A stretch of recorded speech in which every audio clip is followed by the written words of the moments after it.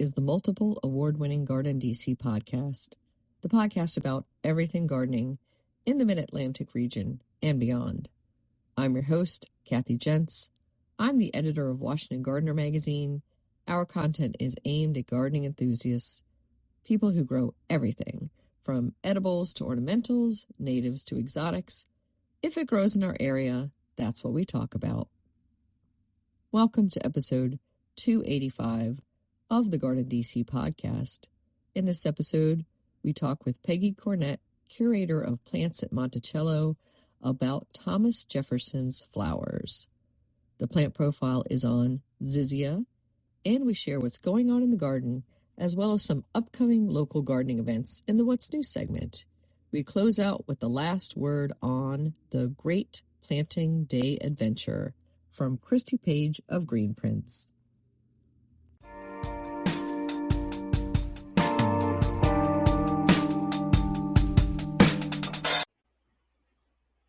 This episode, we're joined by Peggy Cornett, curator of plants at Monticello. Welcome, Peggy. Greetings. How are you doing? Great, and hope you're doing well too. Yes, it's been a lovely spring. Good. So we last had you on way back in 2020, episode 24, talking about Monticello's historic plant collection, and that was during the pandemic. So I know a lot has gone on between then and now. How have you been, Peggy, and how's Monticello been post-COVID? Well, we're doing great. It was a very interesting time. In fact, I remember I was talking to you from home because we were having to work remotely. So I was just sitting on a couch, I think talking to my cell phone or something, or maybe a laptop, and it was quite interesting. But we did make it back from that time. And what was interesting during the pandemic is we were able to stay open in limited ways, but we were able to keep people working, and our mail order exploded. I mean, everybody started gardening during that time, seed sales and plant sales. So in some ways it really revitalized kind of our garden, especially our online mail order program. But we're still doing great here at Monticello. We're having plant sales at the nursery and also at the Monticello shop. And of course, we have a lot of online customers, friends who are very, very, they stay with us. They're a good group of people that are very honored to stay with us. So yeah, we're doing fine. Yeah. Great. And for those who are outside the Mid-Atlantic area, there's a few Monticellos across the U.S. and across the world. So we should let them in that this is Thomas Jefferson's Monticello and that you work with the Thomas Jefferson Foundation. That's right. That's correct. We're in Charlottesville, Virginia. And this is the home of Thomas Jefferson. And my office is on the property owned by the foundation. I'm about two miles away from the Monticello Mountain at a farm called Tufton Farm, which is one of the satellite farms that Jefferson owned during his lifetime. He owned 5,000 acres in Albemarle County. And for those outside the region, maybe describe a little bit about the growing conditions there in Charlottesville. We're Mid-Atlantic.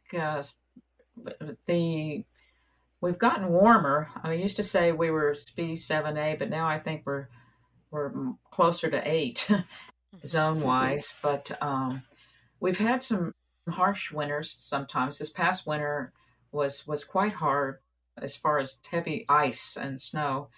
But yeah, our springs come in usually mid-April is when we really weather starts to change, and we have usually a long spring, and then summers can be pretty hot and dry.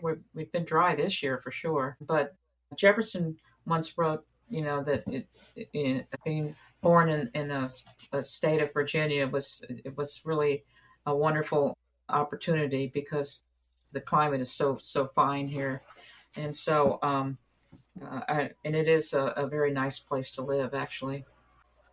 Yeah, I was reading the exact quote the paradise of our country was Right. springtime in Virginia is how he described it. And I was like, what a lovely way to put it. And I'm sure springtime was especially special during colonial times because you didn't have AC in the summer. So you probably Right. didn't have window screens either, right? So bugs were coming in. You had to have the windows open to even be able to sleep at night, I'm sure. And then winters were probably very harsh. Yeah, he seemed to really relish spring and fall in Virginia, but especially springtime because you're getting to the point where you don't need a fire to stay warm, and the early spring flowers are beginning, and birds. He was very curious and interested in nature as the seasons evolved. He was constantly listening to the arrival of birds and coming out of their in some cases he thought birds hibernated, but in any case he was very aware of the first sounds of spring birds and the first wildflowers that were coming into bloom, and constantly asked his granddaughters especially to report to him what was happening in Virginia when he was away, especially when he was in Philadelphia. Yeah, I was reading when he was in New England on one of his many trips outside of Virginia, how proud he was of being a Virginian. And he said, we have reason to value highly the accident of birth in such as one that of Virginia. Yeah, that's one of my favorite quotes. Yeah. That was really nicely put as well. And that he was like, oh, this New England spring is for the birds, so to speak. Exactly. And he said He was definitely missing home. they're socked in with winter until heat comes on you all at once. So yeah, it's a very nice transition here. So we're having you back on the podcast to talk about your new book, Thomas Jefferson's Flowers, Historic Gardens at Monticello, which looks like you had a co-writer or contributing editor, G.S. Wilson. Yes, we're working on this book for over 3 years. It's a concentrated effort, but it's really a book that has evolved over my entire tenure at Monticello, going back probably 40 years. I've been involved as I first began when I first began working at Monticello. I was assistant director of gardens and grounds, and I was raising flowers and plants, of course, for the gardens and the greenhouses, and I was very much involved with the flower gardens and also all of the gardens really. But I began studying a lot about flowers, and I was working under my boss was Peter Hatch, and he wrote a very important book on the vegetable gardens at Monticello. It was called A Rich Spot of Earth. Many people have heard about it, and he really focused on the vegetables that Jefferson grew. And so I felt like this would be a nice companion book for his book that came out in 2012. So this has been a book that has been turning around in my mind and for many years, and it was just wonderful to have the opportunity to finally pull it all together, to put together articles I'd written and information sheets that I'd written for plants and the study that I've done over the years to bring it all together into a book. And so I'm very proud of it, actually. Yeah, and it's a wonderful book. It's published by the University of Virginia Press. It's just come out now, early May 2026. So I imagine people can order it anywhere they get their books, right? Amazon, bookshop.org. And of course, when they visit Monticello, I'm going to assume that it has a pride of place in the gift shop.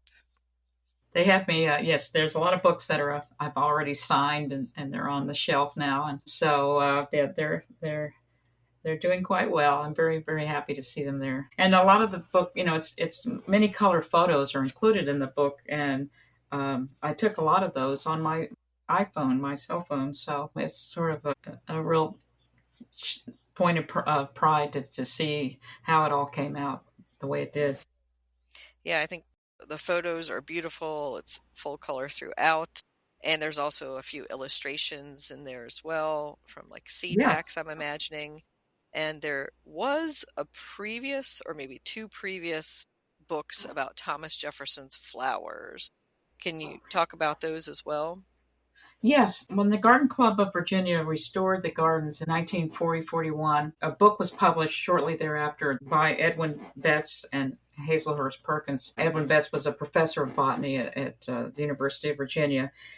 Hazelhurst Perkins was part of the Garden Club of Virginia, person who was helping to restore the gardens, and they combined to write a book, a small book on Thomas Jefferson's flower gardens. And then it was later. So this was published in the 1940s, and then later we updated this book, and Peter Hatch added an annotated plant list at the end of it, which I helped him write. And then when that book was still a small booklet, and so this book is really an expansion of what we're doing. So as the second or third version of that book was reprinted and sold in the shop, I became aware that they were getting close to selling out of that. It was just about to sell out, and I felt like it was a good time to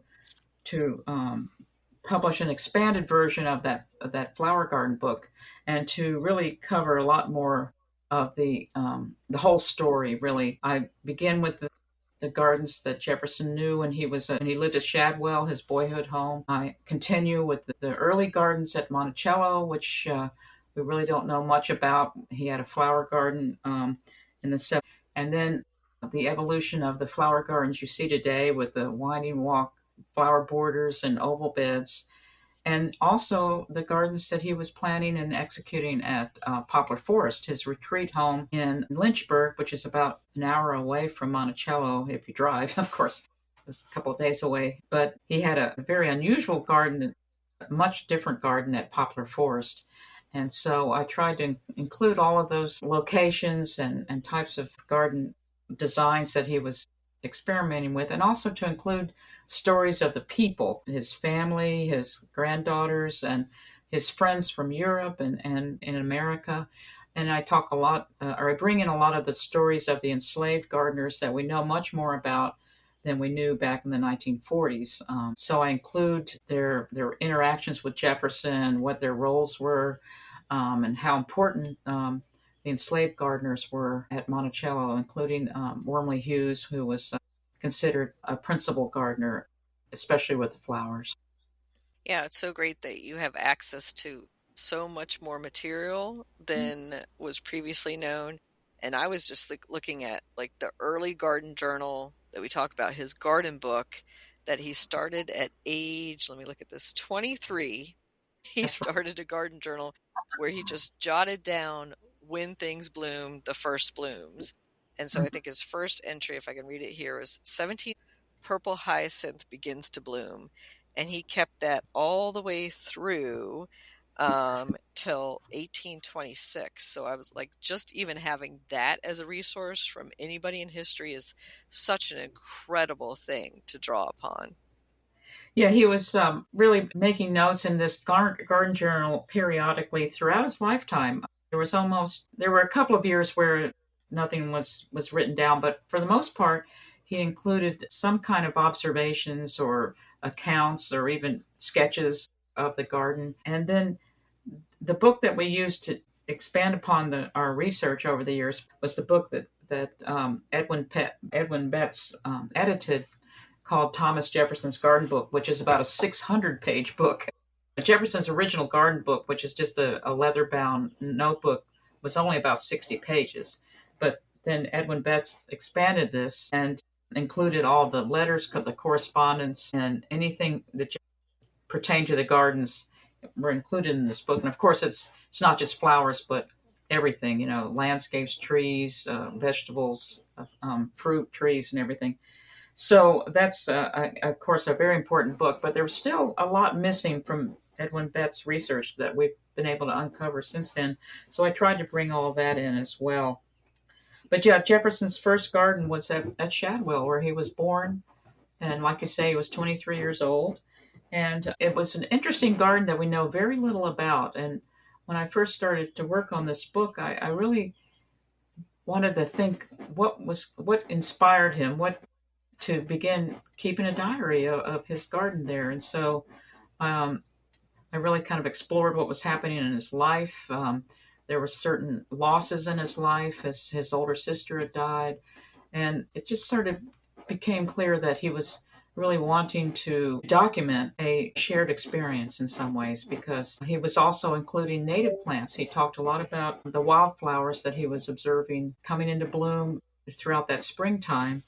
And I think it was a shared experience that he wanted to capture and to remember. And that just kind of carried him throughout his lifetime. Yeah, I think it's really fascinating that he started this. I guess it was post-college. He went to College of William and Mary in Williamsburg, where he was exposed to gardens there. Of course, gardens of friends and others that he visited growing up were probably influencing him. But it's really interesting that it's on the ornamental side of gardening versus agriculture that he was keeping these records on. Yeah, the first pages of his garden book, he did include, planting peas and that sort of thing, but it was really talking a lot about the flowers. And the other interesting thing that I kind of realized as I was keeping lists of these plants and when they were documented is that many of the flowers, especially the ones we grow during the summertime at Monticello, were really only documented once, and it was at Shadwell. And like the globe amaranth, one of our favorite flowers in the summer flower garden, was only mentioned one time. So especially in the annotated plant list at the end, I try to include all the dates that when Jefferson mentions each of these flowers. And so that's when it became very clear to me that in some cases we just know what he was growing there at Shadwell rather than at Monticello itself. But he likely wasn't growing it at Monticello. It was the only time that I could find it that he documented it. Yeah.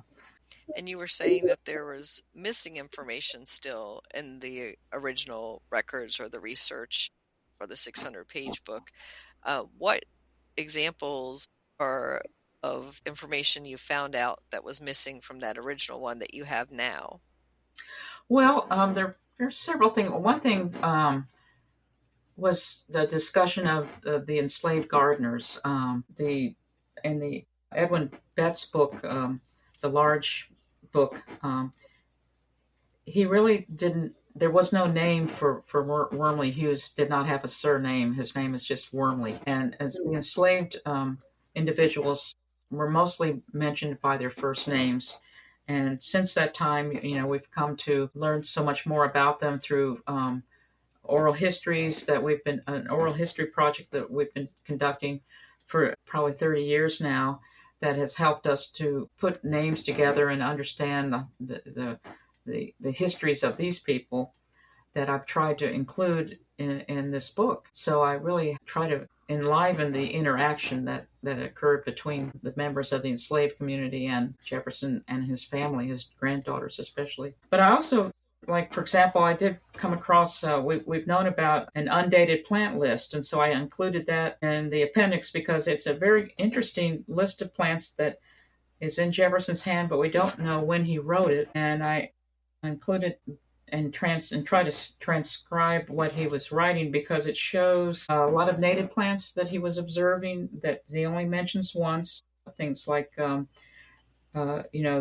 Sisyrinchium and the yellow stargrass that grow in the woodlands, and the Chemophila, the dragon's tongue, but it also includes statements that indicate that it's almost like it was copied directly out of the book the American Gardener's Calendar by Bernard McMahon, because Jefferson had received a copy of this book in 1806. And so in this undated list of flowers, he includes directions on how to, take care of bulbs after they've flowered and that sort of thing. And it's almost word for word taken from Bernard McMahon's book. So that helped me to date this undated list of flowers to have occurred sometime after 1806, when Jefferson first received Bernard McMahon's book, and then probably before 1809 when he retired. So that's something that's not included in Betts' book, and that we found very interesting. So things like that, and also in the annotated plant list, I include a number of contemporaries that Jefferson may not have known, or people that he did know that might have connected with him, and the dates that they also documented each of these flowers. For example, the amaranthus tricolor, the Joseph's coat. Hmm. Jefferson mentions it in 1786, but it was also mentioned by Custis and John Custis to Peter Collinson in colonial Williamsburg in the 1740s. And so these dates, I think, are going to be very helpful for people who are doing garden restorations, and they're looking for, dates that, and looking for plants that would be appropriate for their sites. And this gives dates of documented dates for these different plants as well. Yeah, the American Gardener's Calendar. Calendar book. Yeah. I've seen copies, I've seen reproductions. It's Hmm. so thorough. It could have been published today. Like Well, it there's was so fascinating. Bernard yes. McMahon was from Philadelphia. And the first year he published this book, he sent Jefferson a copy in 1806. And then that book became very popular throughout the 19th century, and it went through many Hmm. reprints throughout, and updates throughout the age. So I think you can buy copies from later dates that have been there've been additions at updating the book. But the one we want to focus on for Jefferson would be the 1806 edition. Yeah. Yeah, and it's so funny to think about how we gardeners today stick a post-it note in a garden catalog or book and we jot down the things that catch our eyes, or Right. maybe we attend a talk or a Zoom a webinar or something, and we might make a little shopping list for ourselves and stick it in a drawer and then forget about it. I feel like this was one of those, and he might have had lots more that were lost to time, but it's great to have this one. Exactly. Yeah. The What's so interesting too is when you think about how people ordered or obtained plants during that time. I mean, they weren't looking at a colored catalog with all kinds of pretty pictures that just entice you to buy everything. They're just looking at long lists of plants, and Hmm. there was a great deal of knowledge, that Jefferson had, that people in his time had, about plants, that had to kind of stir their imagination when you're looking at a list of just names of plants. A lot of times they'd be in Latin too. Yeah, and it's not much of a description, if anything, usually. And the sourcing is tough, and it's maybe months, if not years, after you place an order that you might get those seeds. And Right. then the seeds may not even be viable. I was reading in the book, somebody was complaining that many of the seeds coming from England never germinated for them. So it's Yeah, that's totally right. just by It didn't come chance. up. Yeah. And then the other, like, I bring the example in of Jefferson ordering roses from the William Prince Nursery, and he just went down the whole list of roses and ordered three each of every rose on the list. And when he finally, I think he sent the order in June or July, and then it came in the fall, and he was sent two each of all the roses that he had ordered. So I guess I was lucky that he got every single one, but it was only two each instead of three each. So I think we can all relate to that when our orders get adjusted backwards, so to speak. Yeah, and he might have been lucky just to even get those two that from that Yeah, inventory. exactly. Yeah. And I love that it's Appendix B in the book is the roses, by date of documentation. And I saw that one of your acknowledgments was Connie Hilker, Yes. Heritage Rosarian.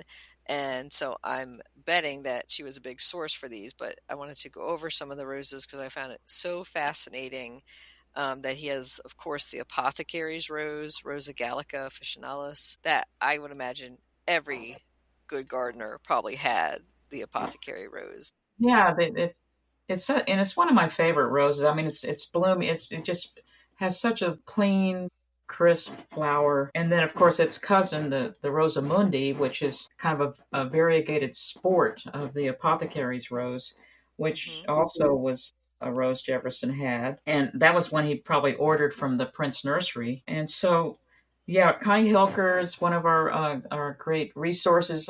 She's visited us many times and has helped provide roses for us, and also kept roses in her collection that we sometimes lose, and we looked to her to help us to replant them again in our garden. We've had a really great story with roses recently. Well, about 25 years ago, we were able to get a rose from a historic house near, it's called Bremo Plantation, and we got cuttings from a rose that ended up, we were able to document it by family history, and also the documents at the University of Virginia that date it to 1815. It's a musk rose, the Rosa moscata, and it's a beautiful, fragrant, late flowering European rose. And so we have cuttings of that rose growing at Monticello, and this was also apparently the owner of the Bremo plantation was John Hartwell Cock, and he had ordered that rose from the Prince Nursery, and in 1815, and it was and Jefferson had ordered a musk rose from the Prince Nursery in 1791, and so again, it was probably a rose that was propagated from the same plants that were at the Prince Nursery 25 years earlier. And then we just recently have been lucky enough to get cuttings of the Yorkist rose, which is the rose that Abigail Adams brought back from England in 1788, and it's still growing. It's still growing in Quincy, Massachusetts, at the Peacefield, which is a National Park Service site of the Adams Family Memorial Historic Site, and this rose is still growing there from 1788, and we've been able to propagate from that rose, and so now we've planted one of them in the garden at Monticello. So it's just a remarkable rose to have. It's really a rose. It's an alba rose, Rosa alba semiplana, which was called the White Rose of York. It's a very historic rose from England. Mm-hmm. That's a really famous one, and I note the damask rose, the moss rose in his collection. But I really was interested that he had some wild roses, the Rosa Carolina and Rosa Virginiana, also in his collection.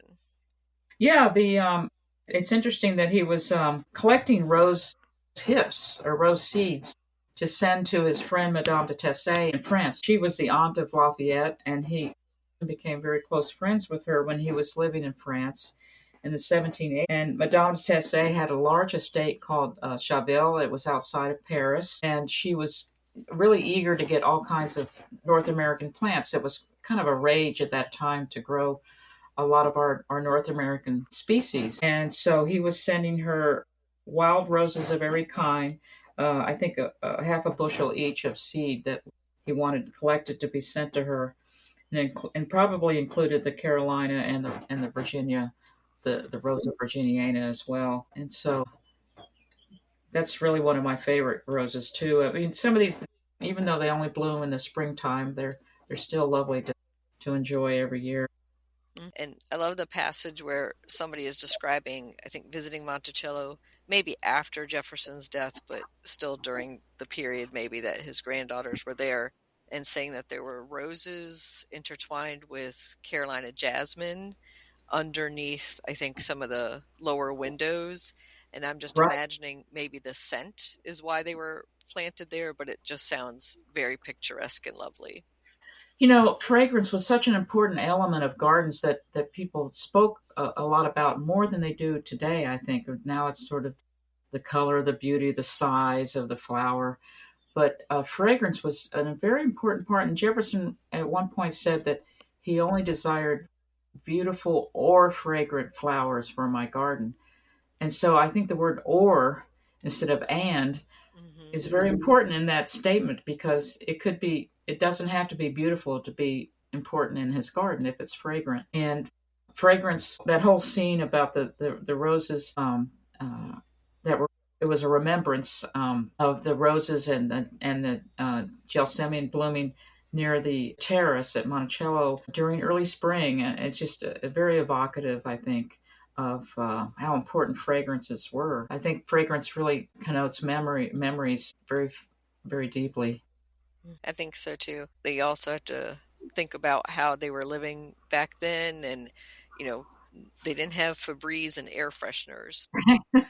They brought in or deodorant, and they brought in bouquets and tussy mussies and that exactly. was your way of adding a beautiful fragrance. So I Yes, love that. not just flowers, but it's shrubs as well. Fragrant jasmine and sweet shrubs were very important because of their fragrance.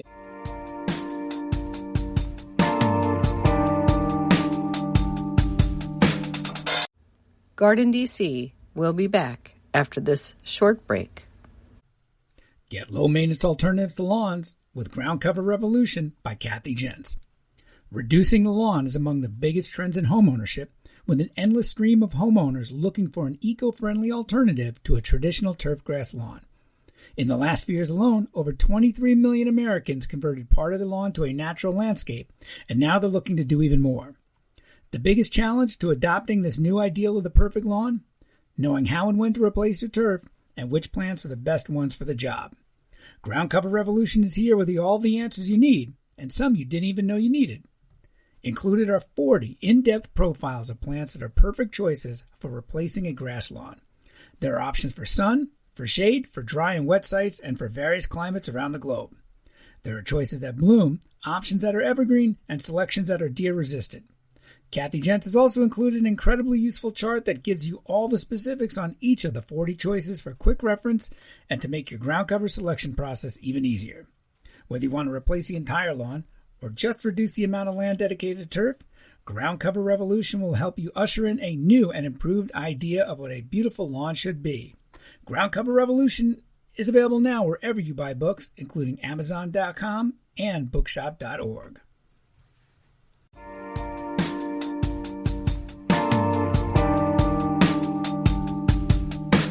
I was thinking about just the phrase and the title, Thomas Jefferson's Flowers, makes me think of the flower walk on the lawn, but there are flowers throughout Monticello's gardens, of course. But that's the classic. Anybody who has been to Monticello, especially in the midsummer to late summer when it's in its full height. So those are mainly annuals, correct, Peggy? But some perennials in that flower walk. That's right.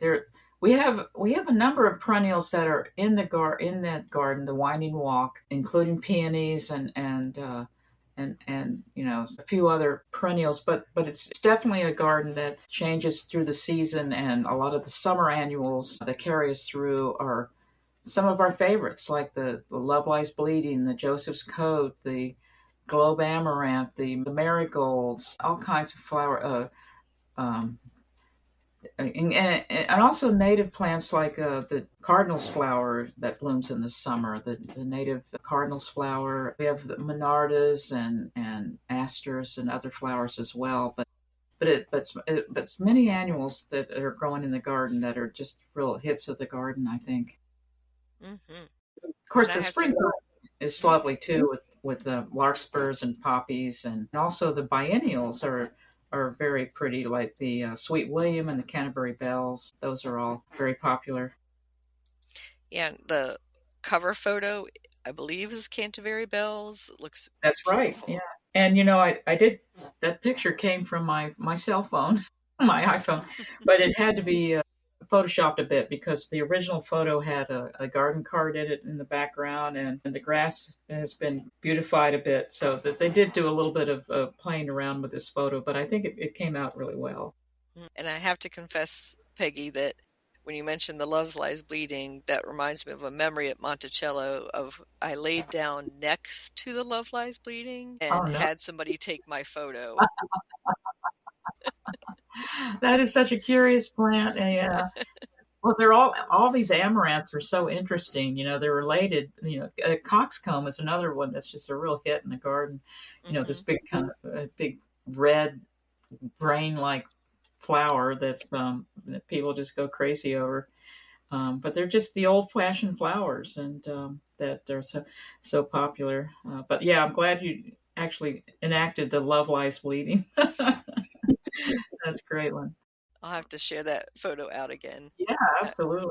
And I was thinking about, in that flower walk, you have hundreds, thousands a day sometimes visiting Monticello all throughout the seasons. And there are probably certain flowers that people just immediately gravitate towards. And then they run down to the visitor center and gift shop and they want the seeds. And it's so great that they can have the seeds collected from your garden? That's something that we've done for many years. Even before I started here, we were collecting especially flower seeds and from the gardens on site, and they're packaged by our staff. And so it's almost a kind of a cottage industry here at Monticello. But we're very proud of their collection of flowers, especially, but also vegetables that we allow to go to seed on in the garden, so people really can understand how these seeds are formed and what goes into collecting them. And then we clean the seeds over the wintertime and package them. And so when you buy seeds from especially from the gardens at Monticello, you're getting plants that are really collected from the gardens that we have at right here. Yeah, and it's such a great souvenir to come home with and be able to say that these are from Jefferson's Monticello, the same ones. And are there any particular ones that really get popular with the public, or they're like, this is the one this year? Well, yeah, I guess it just depends on what time of year it is. I mean, people really like the blackberry lily, which is it's an iris. The name has changed to Iris domestica, but I always knew it as Bellum canda chinensis. And it's a plant that it has the flowers are kind of orange with red spots on them. And they make a seed that looks like a blackberry fruit, But they've survived here at Monticello, and we think that our original collection came from naturalized plants from the landscape at Monticello that probably date back to Jefferson's time, because it's from China. It's originally from China. It's not a native here. Jefferson called it Chinese ixia. He had a different name for it, so that's a popular one. But people love, they love the globe amaranth. It's so pretty in the summer. And we used to see people walking down from the gardens to the garden shop, and they just have their hand up in the air, and it's like making a circle with their thumb and forefinger. And we knew that they were going to ask, what's that little flower that looks like, a little globe? And it's the globe amaranth. And it's so pretty. They love the sensitive plant. That's another very popular flower. It's an annual that when you touch the leaves, they close up. And it's the Mimosa pudica. And it makes a very pretty bed of flowers with pink little pom-pom-like flowers all over the plant. And children love those especially, but I see adults all the time trying to make the leaves collapse, fold together like they do. I remember buying a sensitive plant from the shop there. It did not last over the winter, I think, for me, or come back. But I think it's an annual. Yeah, it's an annual. I was like, okay, but didn't reseed or anything for me. But it was a nice experience to have it. But I think the thing I loved and was inspired the most was snail flower vine. I was just entranced by that one.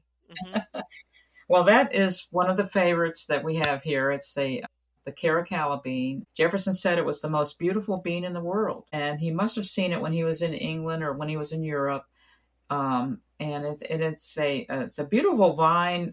It takes a while for it to flower, but the flowers they curl or twist around like a snail shell, and they're very fragrant. They're just incredibly fragrant. They smell like wisteria, and it's not a perennial here in Virginia. It probably is in Florida or California, but it can grow 10 to 20 feet tall in a season.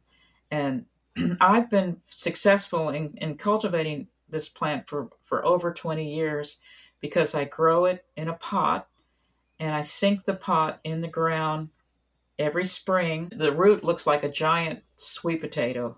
It's huge. And then it sends out new growth, and that growth will climb all the way to the second story of my house and has flowers on it.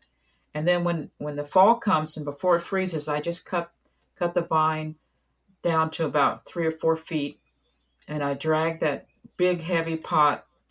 I just dig it out of the ground, bring the pot into my basement, and leave it there all winter. I maybe water it every now and then, but I just keep it cool, and it's semi-dormant over the winter.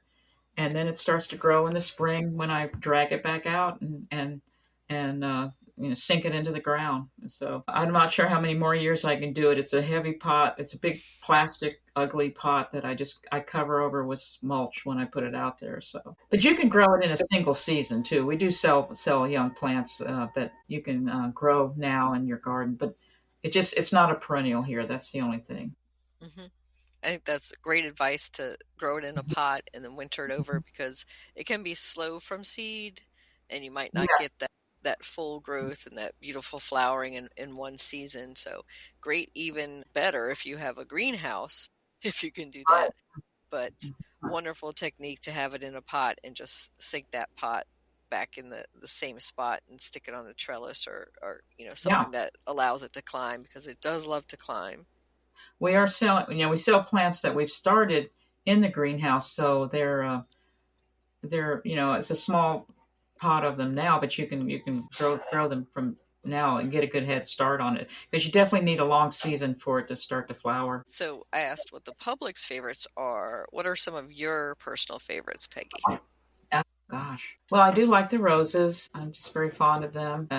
Especially like we talked about the apothecary and the musk rose and the rosamundi and the native roses. I also just love a lot of the annuals. I studied annuals when I was in graduate school many years ago, and so I did a lot of research on popular garden annuals.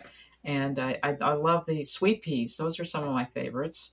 And we do grow the species or the wild sweet pea that was introduced in 1699. It's very fragrant. So those are definitely favorites. I like the old marigolds. We have a unique marigold that's a single flowered one. That's a very wild species type marigold. I love Sweet William. That's one of my favorite biennials. I just think they're really pretty. And I really like a lot of the dianthus, the fragrant ones, the dianthus, the perennial dianthus as well, the grass pinks, I guess you call them. Oh gosh, I just keep going on. I'm very fond of Viola tricolor. The Jefferson call it tricolor. We call it Johnny Jump Ups. I think they're really sweet and they're very, very nice. I'm very fond of an unusual flower that we have. It's an annual called the scarlet mallow. We were able to get seeds of that very kind of by chance. A friend who was a very keen plant observer and had seen this growing in a garden in Texas, and it's called Pentapedes phoenicia. It's an annual that we couldn't find until this friend sent a seed that he saw in a garden in Texas, and he said. He sent in a handwritten letter with a few seeds in the bottom of the envelope, and he said, "I think Jefferson grew this." And sure enough, it was one that had eluded us for many years, and so we started growing it. So I'm very excited to grow that one in the garden. It's very unusual. It's a scarlet red single flowered mallow with kind of almost olive colored stems. So it's kind of unusual. Yeah, I love this cypress. You know that one? Yeah. It reminds me of hollyhock a little bit. Yeah, it looks a lot like hollyhocks. Yeah, exactly. And I like the things like cypress vine, which are, some people might think they're a little bit like morning glory. They're kind of scrambly, but I think the flowers are very cute. Yeah, I think there are some great examples. I remember the cypress vine being used in the vegetable garden area. And looking spectacular there in the garden. Very pretty, yeah. Of course, I do love native flowers, and I guess I failed to mention that. The Virginia bluebells are one of my favorites. All of the beautiful wildflowers, the cardinal flower, and the fall blooming asters. I really love a lot of the native flowers as well. Yeah. And did Jefferson specify any that were personal favorites of his? I know you mentioned that he liked the Johnny Jump Ups. Well, it's hard to know. It was interesting because he would observe flowers and he would say like they were very clever or something like that. They did plant a lot of tulips and they really looked forward to sharing that their enjoyment of tulips, and so those might be some of his favorites. He seemed to like just flowers in general. Great. Well, how can our listeners contact you, Peggy, to find out more? Well, I have an email, pcornett@monticello.org. You can also, I guess we have a Facebook page that's called the Monticello Farm and Garden that we post on as well. And so those are probably the best ways to get through to me. Okay. Any final thoughts for our listeners about the flowers of Thomas Jefferson? Maybe ones that you think are underused that Thomas Jefferson grew that home gardeners, especially in the Mid-Atlantic, might want to try out this summer? Well, gosh, there's so many. I think it's really fun to grow some of the vines. I think, the hyacinth bean is very pretty. And that's easy to grow from seed. I think all of the amaranths and the globe amaranth and the lovelice bleeding and the tricolor, the amaranthus tricolor are all wonderful. Columbines, of course, they're kind of in the springtime. The calendulas are lovely, pot marigolds, and I would definitely recommend them. Those are just a few I think that the people would enjoy. Mm-hmm. Heliotrope, that one's a tough one to grow. It's a tough one to get seeded out. The blackberry lily is really a kind of an interesting one because you're kind of getting a plant that may link all the way back to Jefferson. Yeah, I think that's a terrific one to start with, and it does reseed, but it isn't, a crazy reseeder. It will just pop up here and there, which is, I would call it a well-behaved reseeder. Yeah, it makes a nice clump. It's really tough. It can take drought and all of that. Yeah, and so those are just a few things I think that you could easily get from us, and it would be fun to grow. Mm-hmm. Wonderful, Peggy. Well, thank you so much for sharing about Jefferson's flowers and about your new book. And it was great to have you back on the podcast.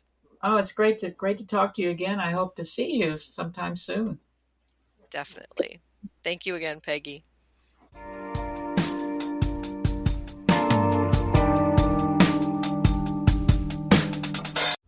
GardenDC will be back after this short break. In the book The Urban Garden by Kathy Jentz and Terry Spate, you'll find dozens of inspiring and creative ways to grow flowers, shrubs, vegetables, herbs, and other plants in small spaces and with a limited budget.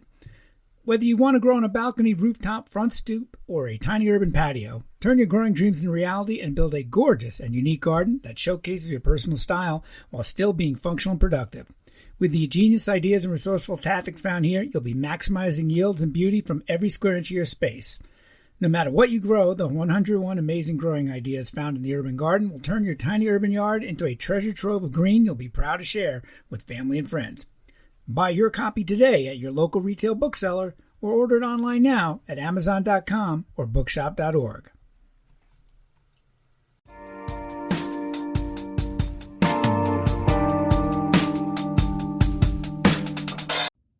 Zizia plant profile. Zizia aurea, also known as golden Alexander, meadow parsnip, or wild parsley, is a perennial native plant that blooms for an extended period from late spring to early summer. The clusters of bright yellow flowers sit atop a stem of ferny foliage. Zizia aurea is native all across the North American continent except 10 western states. It naturally occurs in moist woodland thickets in part shade to part sun. It thrives even in clay soils and can withstand summer droughts. Zizia grows to about 12 to 18 inches tall and is hardy to USDA zones 3 to 8. Zizia is a member of the same family as carrots, fennel, and cilantro. Most of the plants in this family are annuals and biennials. Zizia aurea is considered to be a short-lived perennial. If allowed to, it will gently seed itself into a nice little colony. It attracts many pollinators and is an important nectar source for species of short-tongued bees and other insects. The leaves are a significant food source for the caterpillars of several species of swallowtail butterflies. It is also 100% deer resistant due to its pungent foliage. Barry Glick of Sunshine Farm and Gardens and native plant columnist for Washington Gardener magazine shared that Zizia aurea looks good in mass plantings and combined with Indian paintbrush, blue-eyed grass, and Geranium maculatum. Zizia, you can grow that.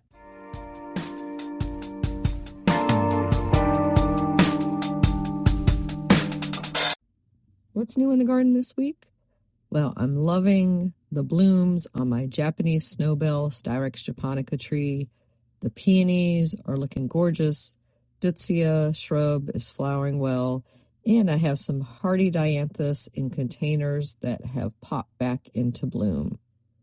Over the community garden plot, the interns are harvesting their kale and lettuce. In garden tips that we shared this week on social media, we talked about roses and other late spring blooming flowers, including the tip that if conditions are dry, water your roses before fertilizing them. Recommended organic fertilizers for roses include fish emulsion, aged manures, bone meal, and alfalfa meal. The new issue of Washington Gardener magazine is now out.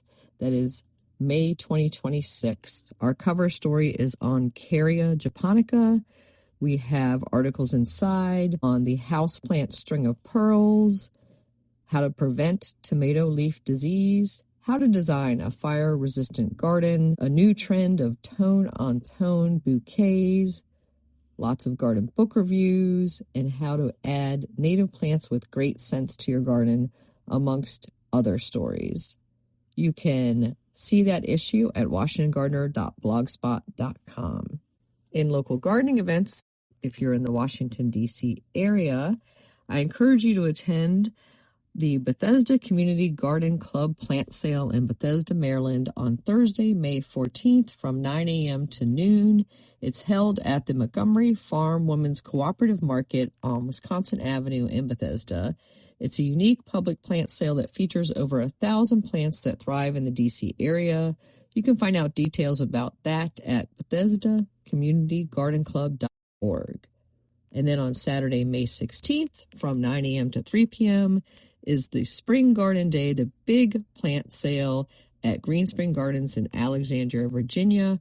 Washington Gardener, and that's yours truly, GardenDC podcast, will have a booth there, so come by and see us. We'll be amongst other local garden vendors. There will also be advice from Extension Master Gardeners on hand, a bake sale, a book sale, and much more. You can find out more about that at friendsofgreenspring.org. And then May 20th is the third annual Reduce Your Lawn Day. Register your pledge to reduce your turfgrass lawn and be automatically entered for a chance to win a big prize package. See reduceyourlawnday.com. Finally, on Friday, May 29th at 12 noon Eastern Time, I'm giving a talk on growing roses organically for the U.S. Botanic Garden. This is part of their current display, America's State Flowers in America 250 celebration. Attendance for this online class is free, but registration is required. Go to usbg.gov to sign up today.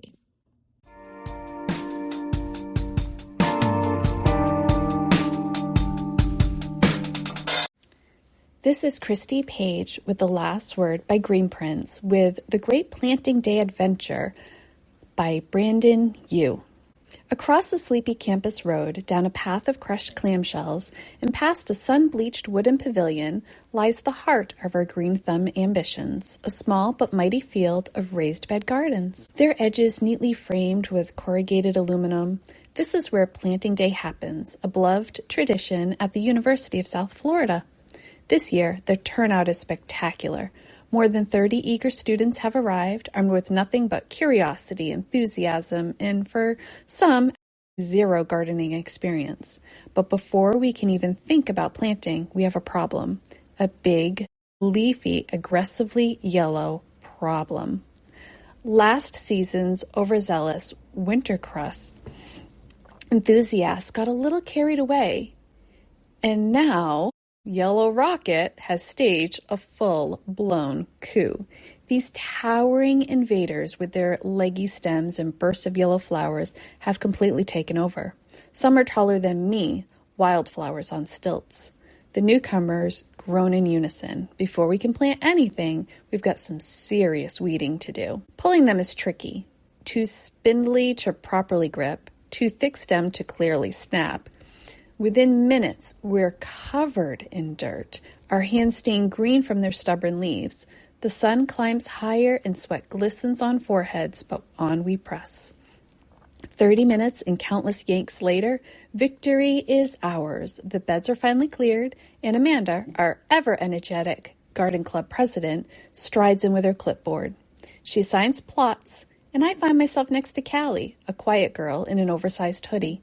As I kneel to clear my own plot of leftover mulch and debris, she stands there unmoving.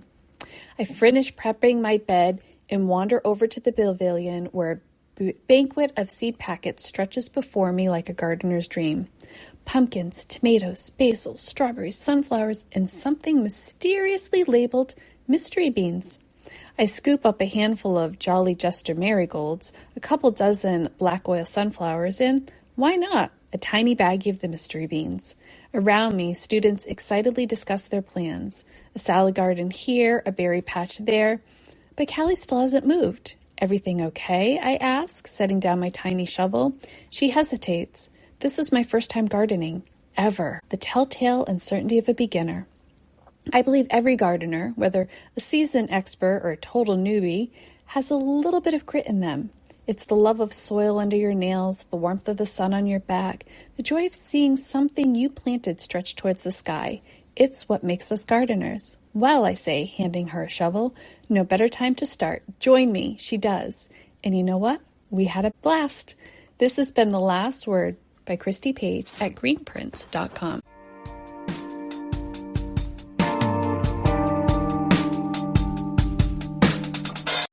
Thank you for listening to GardenDC. This episode was made by real humans. It was produced and hosted by myself, Kathy Jentz. The Let the Sunshine music interludes are by James Mulvaney.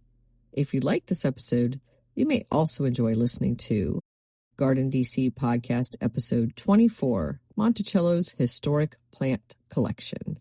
Episode 13, Heritage Roses with Connie Hilker. Episode 153, An American Garden Story. You can become a listener supporter by going to the link in our show notes. Another way to support this podcast is to subscribe to our monthly digital publication, Washington Gardener Magazine. To do so, go to WashingtonGardener.com or WashingtonGardener.blogspot.com. You can find Washington Gardener on Twitter or X, Instagram, Threads, Blue Sky, and Pinterest at WDC Gardener, and on Facebook at Washington Gardener Magazine. And be sure to leave us a 5-star review on your favorite podcast listening app. Please take a moment to share us on social media with hashtag GardenDC and with your gardening friends so other gardeners can find us too. Happy gardening!